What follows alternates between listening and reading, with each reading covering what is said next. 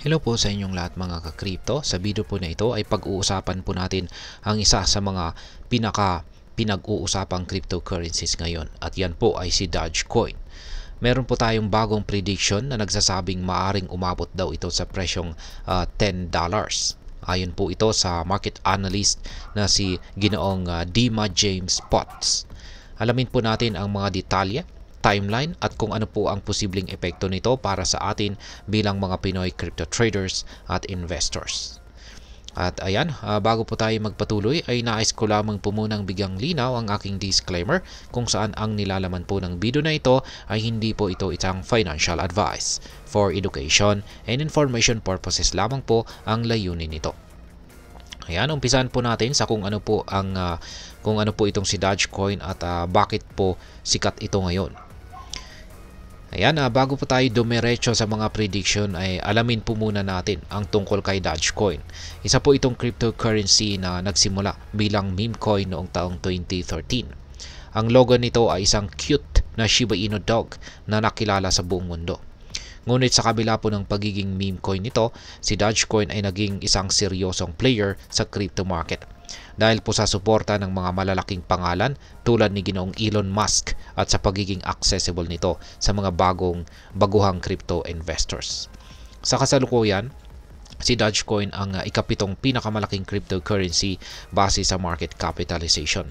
Mabilis po itong naging popular dahil sa mababang fees at pagiging mabilis para sa mga microtransactions. Ngayon ay ano po ang sinasabi ng mga analyst tungkol sa $10 na price target? Ayan, ayon po kay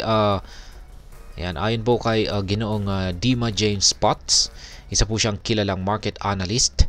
Naniniwala po siyang aabot sa double-digit figure ang presyo ni Dogecoin sa kasalukuyang bull cycle. Sinabi niyang ang $10 ay ang minimum price target para sa taong 2025. Ngayon ay ano po ang kanyang basihan?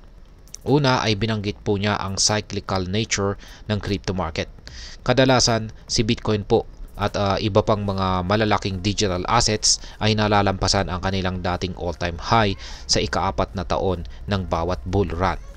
Dahil dito ay inaasahan po niyang lalampasan ni Dogecoin ang dating all-time high nito na nasa presyong 0.73995.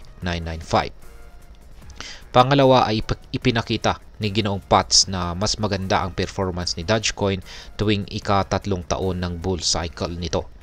Noong taong 2016, tumaas po ito ng 72.37%.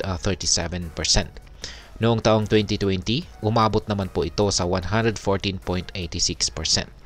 Ngayong taong 2024, naitala po ang paglago nito ng 282.67%. Kung susundan po ang trend na ito, maaring maabot po ni Dogecoin ang presyong $10 o higit pa. Ngayon ay ano naman po ang timeline para maabot ni Dogecoin ang $10 na presyo? Ayon po kay Ginoong Potts, maaring maabot ni Dogecoin ang $10 na presyo sa pagitan po ng February 11 hanggang May 7, 2025. Sinabi na rin po niya na si Dogecoin ay susunod po sa unang cycle top ni Bitcoin sa mga petsang ito. Bukod dito ay sinabi niyang ang paglago ng adoption at technological na advancements ang pangunahing magtutulak sa presyo ni Dogecoin. Isa sa mga noteworthy na developments ay ang pagbuo ng DOGE o Department of Government Efficiency na siyang nagdala ng mas malawak na atensyon kay Dogecoin nitong nakalipas na buwan ng November. Ngayon ay sino pa ang mga nagsasabi na posibleng umabot sa $10 na presyo itong si Dogecoin? Yan, hindi lamang po si Ginoong Potts ang naniniwalang aabot sa $10 si Dogecoin. Meron pang ilang mga prediction mula sa iba't ibang mga eksperto. At nandito po si Ginoong Ali Martinez. Isa po siyang seasoned market analyst na naniniwalang aakyat si Dogecoin sa tip ng kanyang ascending triangle pattern na siyang magdadala sa kanyang sa presyong $10. Meron na rin po ang Changelly. Ito naman po ay isang trading platform kung saan ay ayon po sa kanila ay maaabot ni Dogecoin ang presyong $10 pero yan po ay sa pagsapit ng taong 2040. Yan, si ChatGPT, isa na rin po siyang isa naman po itong AI or artificial chatbot na nagagamit na rin para maglabas ng prediction sa mga cryptocurrencies. At ayon po kay ChatGPT ay mangyayari po ang presyong $10 kay Dogecoin sa pagitan po ng taong 2029 at saka 2034. Bagamat iba't iba po ang kanilang mga timeline ay pare-pareho po nilang nakikita ang potensyal ni Dogecoin na maabot ang milestone na ito. Ngayon ay ano naman po ang mga bagay na magtutulak sa presyo ni Dogecoin? Yan, meron pong mga bagay na maaring magdala kay Dogecoin sa presyong $10. Una ay ang adoption. Habang mas marami pong negosyo at saka industriya ang gumagamit kay Dogecoin bilang payment method, mas mataas po ang demand nito. Pangalawa ay ang kanyang innovation. Ang pag-develop po ng mas advanced at technology, yan mas advanced na technology para kay Dogecoin or para po sa Dogecoin blockchain ay maaari pong magdagdag ito ng kanyang halaga or magpataas sa kanyang presyo. Pangatlo ay ang market sentiment. Ang suporta po ng mga influential figures tulad ni Ginoong Elon Musk ay patuloy na nagpapataas ng kumpiyansa ng publiko kay Dogecoin. At ang pang-apat ay ang crypto bull run. Kapag malakas po ang takbo ng buong crypto market, natural na sumusunod ang presyo ng mga malalaking coins tulad ni Dogecoin. Ngayon ay ano naman po ang maaring maging epekto nito para sa atin bilang mga Pinoy crypto traders or investors ni Dogecoin. Kung sakaling maabot po ni Dogecoin ang $10 na presyo, ayan, ang unang posibleng maging epekto nito ay syempre ang potential profit.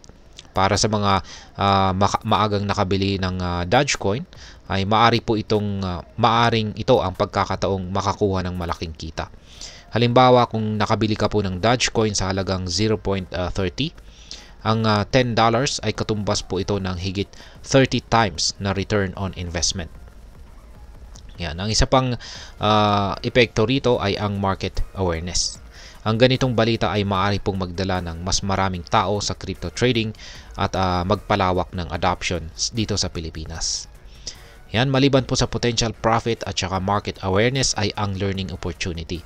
Ang ganito pong galaw sa market ay magandang pagkakataon para matutunan po natin ang tamang analysis at saka diskarte sa crypto trading. Ngunit wag din po natin kalimutan ang risk. Ang crypto market ay kilala po sa pagiging volatile. Kaya mahalagang maging maingat at mag-invest lamang ng kaya nating mawala. Ngayon ay ano naman po ang aking masasabi tungkol dito? Ang predicsyong ito ay nagbibigay po ng excitement sa Dogecoin community. Ngunit dapat pa rin nating tandaan na hindi po ito garantisado. Ang crypto market ay mabilis pong magbago at ang mga prediction ay base lamang sa historical data at saka analysis. Para sa mga Pinoy traders, mahalaga po ang magkaroon ng tamang kaalaman at diskarte bago po sumugal sa ganitong investment. Kung interesado ka po kay Dogecoin, pag-aralan natin ito ng mabuti at siguradong handa kang harapin ang anumang resulta. Tandaan, sa mundo ng crypto, ang kaalaman ang pinakamahalagang puhunan. At ayan, hanggang dito na lamang po tayo sa video na ito mga ka-crypto. Sana po ay inyong nagustuhan ang aking paliwanag sa video na ito. Kung inyo po itong nagustuhan, pakiclick lamang po ang like button nito. Marami pong salamat sa panonood, ingat po tayo lagi at God bless po sa ating lahat.